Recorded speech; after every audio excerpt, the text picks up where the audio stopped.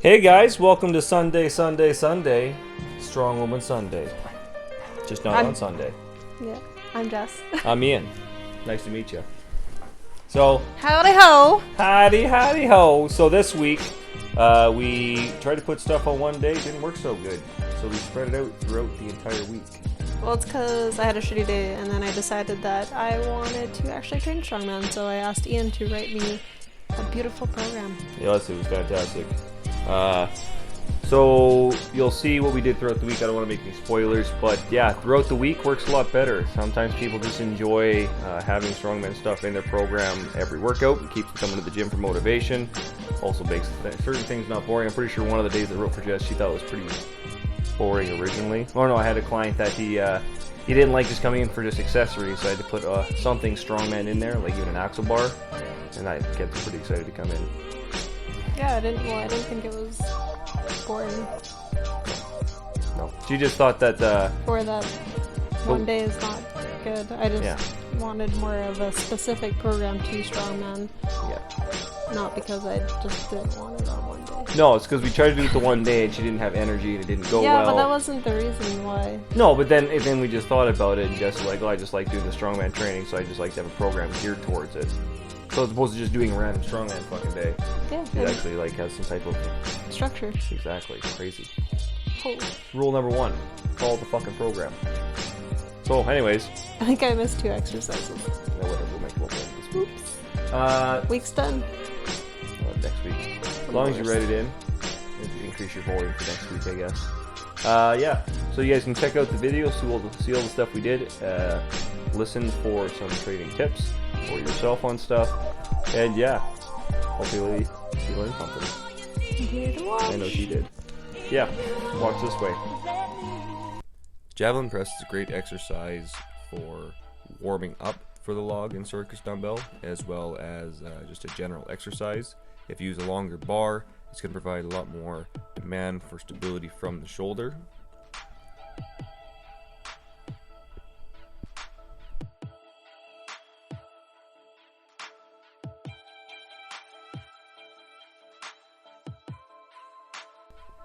And then we had her doing Hal-off presses again, but this week I got some rotation involved with it as opposed to just trying to resist the rotation, pressing out and in.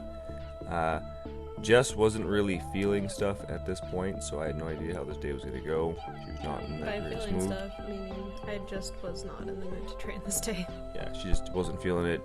And one thing is that if you're not, in the mood to fuck shit up on strongman, then you're not going to actually fuck shit up. It's going to be, a drag. Especially if you're just getting into it.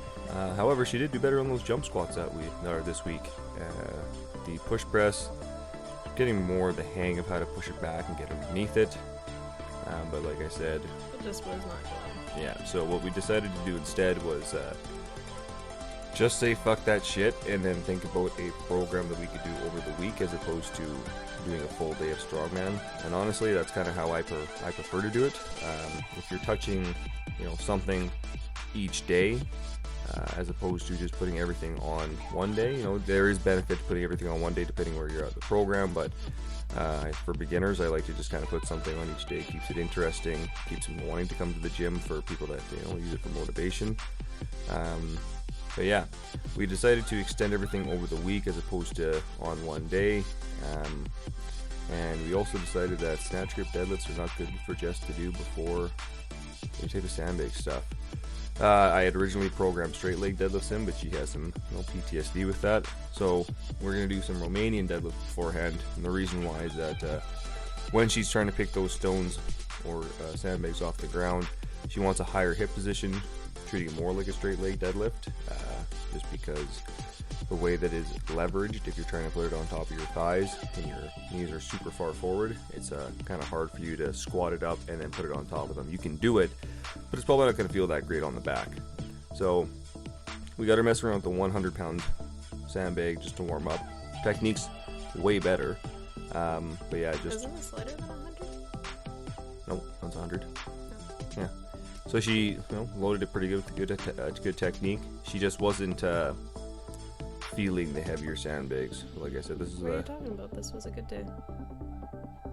I thought this was the day that you weren't feeling stuff. No, this was on Wednesday. Oh, yeah, that's right. This is when you're running actually on your program, right? This is on one of your leg days. Oh, okay, yeah, so we did like squats and deadlifts morning. That's right. Not bad. But yeah, so she warmed up with these then. They were feeling pretty good. Went to the 150. The idea here was that I was going to try and see if she could work up to just the, just top one. See how the 200 felt today. And then drop down and maybe do an AMRAP. Did we end up doing the AMRAP? Yep. Yeah, you got 3 of them. That's right. Yeah, so we worked up to 200 pounds. She got that to the 42. And then I made her do 3 reps with the 150. Spoiler alert. And here's my big fail. Yeah. Don't ever do this. Yeah. The sandbag was sitting forward, so she was trying to tip it up so it was easier to. Yeah, she didn't flip it up properly. So then. I didn't realize how much technique went into actually picking up the fucking sandbag. Yeah. Well, the flip portion is just important, just because, like I said, it's. The idea here is that if you're pivoting it against your hips and lifting it up, you're not physically lifting the entire sandbag up your body. You're more just like pivoting and rolling it up, and it takes a little less energy to do that, a little less strenuous on yourself and your back to do it. And I've been pretty fucking successful doing it that way. So, and Jess was doing it pretty damn good here too. Yeah, so this is the 150. As soon as I understood how to actually lift it, it made a little bit more sense. Yeah, just takes understanding on how you want to move it. Yeah, because when I'm doing it, I don't really think about anything besides trying to get it up on the thing. Yeah. See, I have a lot of experience, like, being a mover, so when there's really heavy things you have to move and, like, you can't get out of fucking moving them, you gotta figure out how to move from point A to point B. So that kind of helps your understanding of the mechanics. Oh, I just try and muscle it. I know. Gotta teach you that finesse. But yeah, she did the 150 for as many times as she could in a minute. I got less than 3 because a minute was over. Well, really, if you counted from the first time you actually, tried to pull it off the ground, I'm pretty sure all 3 attempts were in a minute. But I think my biggest issue is just gonna be being fast because I'm so used to taking my time to set up to make sure everything is perfect. Yeah, when you're doing this type of stuff, it really comes down to getting a good pace with your breathing if you have to do stuff for time. Getting a good rhythm, really practicing that rhythm and technique, and only going as fast as you can breathe is super important. Kind of same thing with this farmer's carry. You don't want to be going faster than you can walk, and by faster I mean you don't want to be leaning more than you can walk. It's not going to go well for you. But yeah, we put farmer's carries in just because they're a great just strength exercise. They are very fatiguing to the system, so if you're looking to like build big traps doing them, they're really not good for hypertrophy. They're just really good for strength because the amount that you're going to need to stimulate the growth is going to cause so much fatigue to your overall system.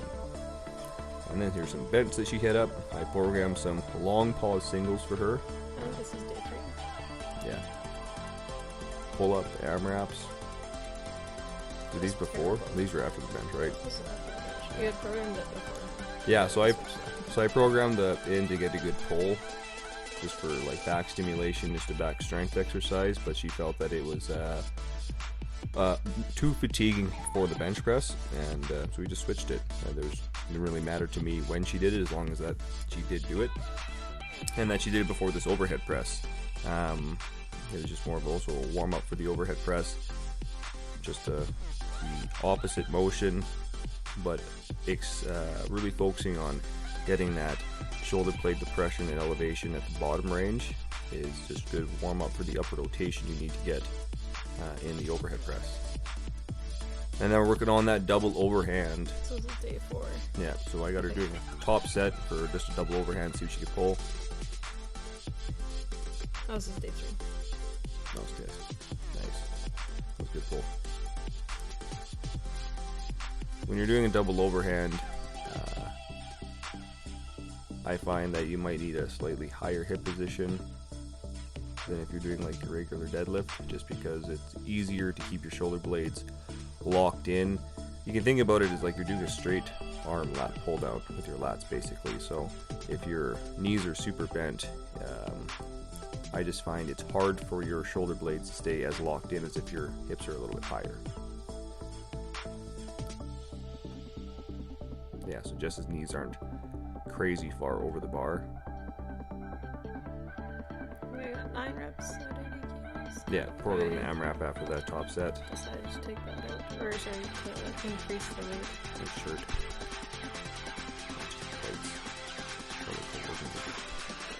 Yeah. Put in some front squats. So she has squats on the first day. And then the front squats are a full range of motion squat variation, because on the first day she's doing box squats that are not full range of motion. And the front squats also are something that you're not going to be able to do as much weight with, but it's still something that you're working hard. And for stones and just general strongman stuff, it's a really good just base squat to have in your programming to be able to do. If you don't have the shoulder range of motion or the flexibility to hold the rack position, you can use transformer bar variations. And here is the big bench of the fucking week. This is PR stuff for you, right? From what I can remember, yes. That's super good. I tricked her. Probably should have went up to 75 and then to 77. Yeah, you said I get that collar, so I just put the collars on, and my butt lifted. yeah, whatever. We'll get it down next week. Jess has sometimes an issue with pushing herself mentally, so sometimes you need to sit there and be like, just fucking do it so you get used to the weight, or at least just get over the fear, or get over that hump, get over that plateau. I need you more for my dildos for that. Yeah. And squats. Yeah. I'm gonna do my bench. Yeah, bench you're pretty determined to go. Pull-ups, banded. So first time she does them in the week, they're more for strength. This one is more just to train the full range of motion. Make sure she's getting the other one I was using a band too. Were you? Yeah, I didn't film because it was the first set of, or 2 sets of AMRAP. I only got 1 pull-up for both. I see. I was just tired after benching. Yeah. Nice. Ladies, if you're doing those pull-ups, trying to get better at them, always make sure you're training that end range of motion. That's probably the most important part, because that's the hardest thing to do, is to start pulling from that position. If you get good at pulling there, man, your life will get better. And then here, some guy was using the thicker axle bar, so we had to use, I think it's like 1.5 inches as opposed to 2 inches. But still thicker than a regular bar, and she was able to get 95 pounds for push press. And then we went on to a few sets of 8 on the high incline. Some poverty incline bench. Yeah, it's okay. It'll get better. I like, my favorite pressing is like incline and high incline. I hate incline. I love it. It's a good way to figure out your leg drive. Really nice on the shoulder blades. I find it's way better on the shoulders than for most people, than just a vertical overhead press, and especially bench press, because it just requires more movement from the shoulder blades, and they can move more naturally. So you don't think about as you're on the way down, you're retracting them, and on the way up you're trying to push with the shoulder blades, trying to scoop them or upwardly rotate them underneath that bar. That's going to decrease the impingement in the shoulders. And then I got her to do just a full minute on a hang. This wasn't too bad for her, so I'll probably do like 2 minutes or 1.5 minutes next week for total time. I didn't even get the full minute. Yeah, you're not supposed to get it one and go. You're supposed to... I was 13 seconds shy. It's supposed to be like failure, so you're supposed to... Yeah, exactly, if it's perfect. So you had to jump back up, and that last 10 seconds is no problem to hold, so... Yeah, I just... grip strength is really easy to work on. You just have to put it in. You can do hold, you can do farmer's carries, you can do a whole lot of different shit. You just actually have to put it in and work on it smart. Tendonitis is super easy to get when you do grip stuff, so just be very careful of that. You can do a lot of stuff to, fix your tendonitis, or you can just not have it in the first place by not overloading your shit. This is the last exercise of the series. Yeah, so this is just a tough core exercise just for extension. Just terrible. Yeah, this is going to help with a good log press, anything overhead, general just like strength, shoulders. I just like it. Yeah. Right about there, you can leave your soul, leaving your soul, leaving your body. So we did some box jumps today. We also did some barbell jumps as well too. Apparently Jess is a lot better at those than I am. That is the consensus among us and the roommates. Jess did pretty good on these. She got all the way up to the purple. I got up to about 38 inches. Purple's 24 inches. That went pretty good. I always did just doing an easy day today for myself just because I had acupuncture yesterday. That's why I was doing some chest stretching there at the beginning of the video. This is just a nice sped up version just so you're not watching boring ass shit. But yeah, we had a lot of fun doing this. This is her 5th day where I just have her doing some athletic stuff, and then I get her doing the carry medley. Like I said, I have her doing something for strongman every day, and today is just to run through how those bad boys work.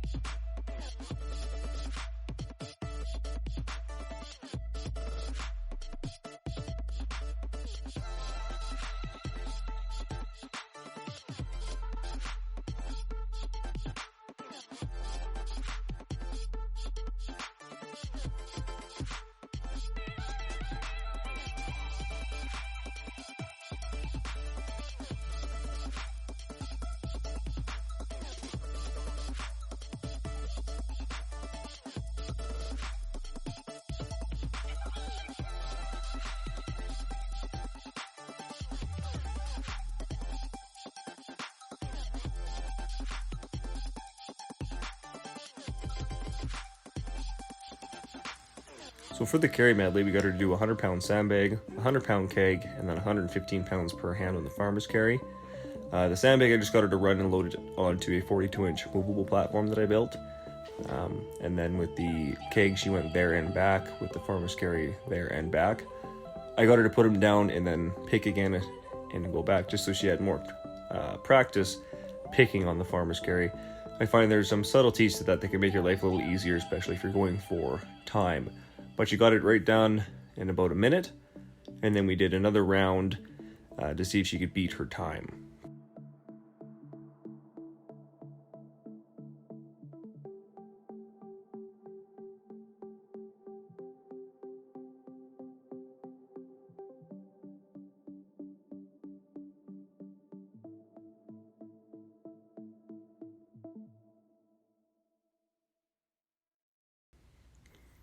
Second time round, she was definitely a little bit faster. She beat her time by 4 seconds.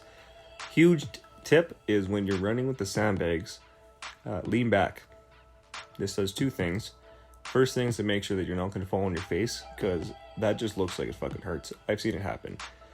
The second thing is it allows you to get the load more over your trunk and over your hips, which then just allow you to not have as much force on your low back, and you can actually just go a little bit faster. You can just kind of kick those legs out. I like to use the cue sometimes, kick them out like a can, and then yeah, they just go nice and quick. With the farmer's carry, one thing I try and cue is to grab 1 or 2 fingers back behind the center. It allows it to tip forward a bit. If it's heavier, that just allows the front or the back to come up first and then the front. That makes it easier because you're leveraging against the load, and then the tilt also helps you go faster because you can lean into it and just go quick. And then just to kind of finish up the day, Jess and I messing around, trying to be all acrobatic, gymnastic. Oh yeah. Alright guys. Thanks for watching our video. That's Sunday, Strongwoman Sunday. Just not on Sunday.